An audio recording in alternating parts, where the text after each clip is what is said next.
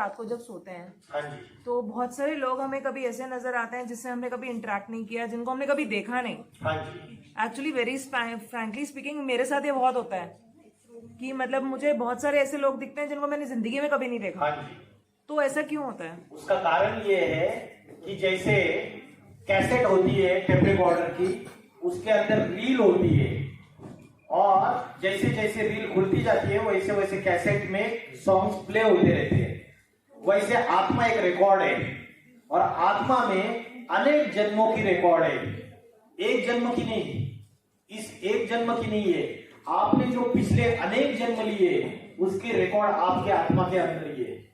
और जिन अनेक लोगों से आप कनेक्शन में आए, जिनसे आपने कार्मिक अकाउंट्स जोड़े, अच्छे बुरे जो भी, वो सारे के सारे। दूसरी बात और एक रीजन रहता है कि जैसे ये हमारी फिजिकल बॉडी है, वैसे एक और एक होता है, उसको बोलते हैं सूक्ष्म शरीर, उसको बोलते हैं सूक्ष्म शरीर।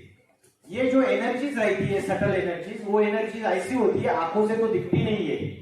जैसे किसी की अकाले मौत हो गई, एक्सीडेंटल मौत हो गई, तो उस केस में उनको तुरंत शरीर नहीं मिलता है, वो सूक्ष्म शरीर से वो एनर्जीज भटकती रहती है, ट्रांसपेरेंट बॉडीज रहती है। तो वो एनर्जीज अगर हमसे कनेक्ट हो जाती है कैसे न कैसे, किसी भी कारण से हो सकती है किसी के साथ भी, तो वो एनर्जीज कभी कभी कनेक्ट हो जाती है, तो उससे रात को जो समस्या आपको आ रही है उसका एक रीजन वो भी है। तो उसका सॉल्यूशन ये है, आपको बहुत ये जो है आत्मा का जो कंसंट्रेशन का पावर है वो बढ़ाना पड़ेगा, बार बार उसका अभ्यास करना पड़ेगा, क्योंकि आत्मा सूक्ष्म है, सूक्ष्म शरीर से भी सूक्ष्म है। और दूसरी बात है, ये जो एनर्जीज है ये हमें यहां वहां लेके जाती है।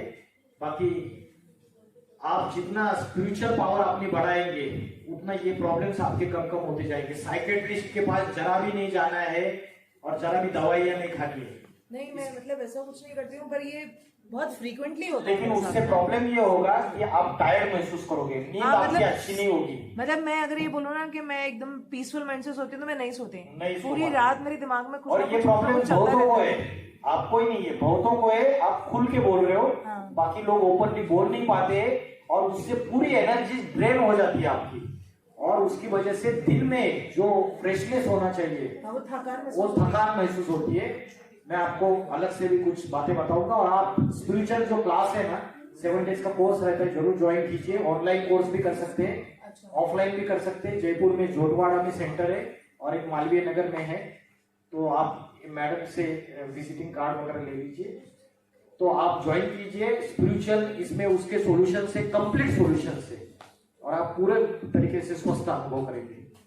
कभी कभी आपको नॉलेज नहीं होती है, उसकी वजह से हम क्या करते हैं, इन चीजों के फिर पैरासिटामोल खा लेते हैं। नहीं, मैंने आज तक कोई मेडिसिन नहीं खाना है, खाना भी नहीं है।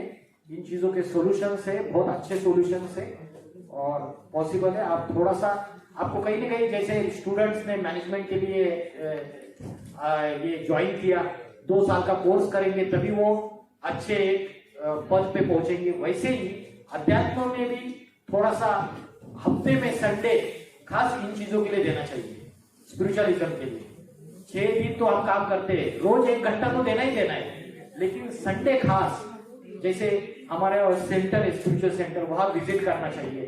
क्योंकि आप जब प्रैक्टिकली नहीं जाएंगे तो चीजें आपको, मैंने तो एक छोटा सा टॉपिक के ऊपर लेक्चर लिया, दिस इज इंट्रोडक्टरी लेक्चर, कई सारी गहराई है इसमें, आपके कई सारे प्रश्नों के जवाब मिलेंगे आपको इसमें। और जो मेडिटेशन है आज की डेट में, जो मेडिटेशन सिखाए जाते हैं, हमने भी शुरुआत में जो मेडिटेशन किया, दैट इज आर्टिफिशियल मेडिटेशन। ये तो मैंने कराया, लेकिन ये हमारी मेडिटेशन की प्रोसीजर नहीं है। हमारी मेडिटेशन की प्रोसीजर माँ अपने बच्चे को जैसे याद करती है वो वाली है, बहुत नेचुरल, बहुत सहज। इसीलिए परमात्मा आके सहज राजयोग सिखाता है।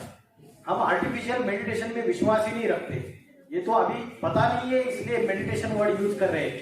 असली वर्ड है याद, उस परमात्मा की याद, उस सुप्रीम पावर से कनेक्शन, अपनी आत्मा का। यहां पे कॉन्सेंट्रेट करके इस पावर को जागरूक करना, इसको ये कॉन्शियसनेस आने के बाद उससे कनेक्ट हो जाना, ये अभ्यास है। मैं और भी बात करूंगा आपसे होने के बाद। संत तो वो कहते हैं कि वो इंसान तुम्हारे लिए एक डेस्टिनी है कि तुम जिससे भी मिलते हो अपने जीवन में वो हर न कोई एक पर्पस लेकर आता है तुम्हारी लाइफ में। डेस्टिनी है, लेकिन डेस्टिनी बनती है कर्मों से। कैसे कर्मों से बनती है? कि हमने जो आत्मा ने अनेक जन्म लिए, हम जो बर्थ एंड डेथ के साइकिल में आए, हो सकता है कि आप झांसी की रानी होगी, है ना, हो सकता है, तो आपको आपके प्रीवियस जन्मों का पता नहीं है। श्रीमद् भगवत गीता में बोला है, अर्जुन को भगवान बोलते हैं, बहुनी में व्यतीतानि जन्मानि तव चार्जुन तान्य अहम वेद सर्वाणि न तुम वेद परंतप। मेरे और तेरे अनेक जन्म हुए इस सृष्टि रूपी रंगमंच पे, तू उन सब जन्मों को नहीं जानता है, मैं जानता हूं। तो वैसे ही हमारे अनेक जन्म हुए, उन अनेक जन्मों में अनेक व्यक्तियों के साथ हमारे कार्मिक अकाउंट्स बने। अगर आप कोई राजा थे तो आपके ढेर सारों के साथ अकाउंट्स है, कार्मिक अकाउंट्स, और आपने किसी को सुख दिया रहेगा पिछले जन्मों में, तो वो आपको सुख देने के लिए आएगा ही आएगा, आना ही पड़ेगा उसको रिटर्न देने के लिए। और आपने किसी को दुख दिया रहेगा तो वो राजा बन के किसी निर्दोष को सूली पे लटकाया रहेगा, तो वो यहाँ आके बदला लेगा ही लेगा। ये कार्मिक अकाउंट से, ये बैलेंस अकाउंट होता है। जैसे अकाउंट्स में वो बैलेंस अकाउंट सिखाया जाता है, एक्सपेंसेस, और ये जमा होता है, क्रेडिट होता है, डेबिट होता है। तो ये अनेक जन्मों के अकाउंट से कभी उसी जन्म में पूरा हो जाता है, कभी अगर बैलेंस रह जाता है तो अगले जन्मों में। क्योंकि जैसे हमारे मोबाइल में जो डेटा होता है वो हम मेमोरी कार्ड में स्टोर करते हैं, वैसे हमारे अनेक कर्मों का जो रिकॉर्ड है वो हमारे मन और बुद्धि में स्टोर होता है, माइंड और इंटेलेक्ट में। मन, बुद्धि और संस्कार। संस्कार क्या है? They are the impressions on our mind और सोल ऑफ आवर गुड और बैड कर्मा। जो हम अच्छे और बुरे कर्म करते हैं उससे हमारे संस्कार बन जाते हैं, वो इंप्रेशंस बैठ जाते हैं हमारे मन के ऊपर, आत्मा के ऊपर। तो आत्मा जब एक शरीर छोड़ के दूसरा शरीर धारण करती है तो उसके साथ साथ ये मन, बुद्धि, संस्कार भी ट्रेवल करते हैं। हम बोलते हैं कि अरे किसने देखा है अगला जन्म ऐश करो, यावत जीवेत सुखम जीवेत ऋणम कृत्वा घृतम पीवेत। जब तक जीना है ऐश करके जीवो, घी पूरी खाते रहो, कर्जा उठाते रहो। ये चार्वाक की नीति है, चार्वाक संहिता बोलते हैं इसको। तो अनेक जन्मों का नॉलेज नहीं होने की वजह से ये नास्तिकता आ जाती है। लेकिन जिसको अनेक जन्मों की नॉलेज है, जिसको पता है कि मैंने कुछ ऐसे गलत कर्म किए थे इसलिए आज मुझे ये दरिद्रता है।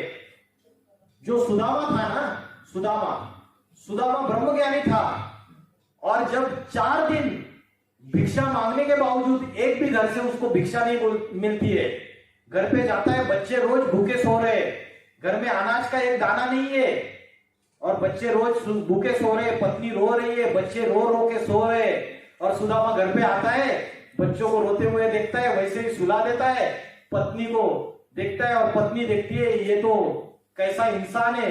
उसके मुखमंडल पे आनंद और हास्य है, उसके मुखमंडल पे सुख ही सुख है।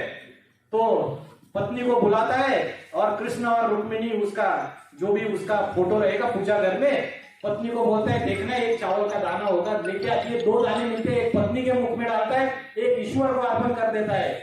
वहां ऊपर मतलब जो भी कथा बताई, कथा का सार समझिए। रुक्मिणी बोलती है कि इसके मुखमंडल पे इतनी दारिद्र्य अवस्था में, पॉवर्टी में भी इतना संतुष्टता कैसे है, इतना समाधान कैसे है? तो कृष्ण जवाब देता है कि सुदामा ब्रह्मज्ञानी है, खत्म हो जाएगा।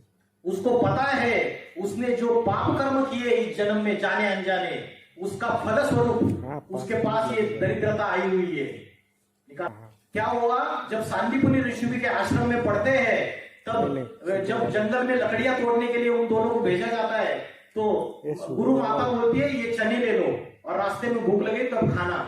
तो बारिश आ जाती है, दोनों पेड़ पे चढ़ जाते हैं, और सुदामा को लोभ आ जाता है, लालच आ जाता है।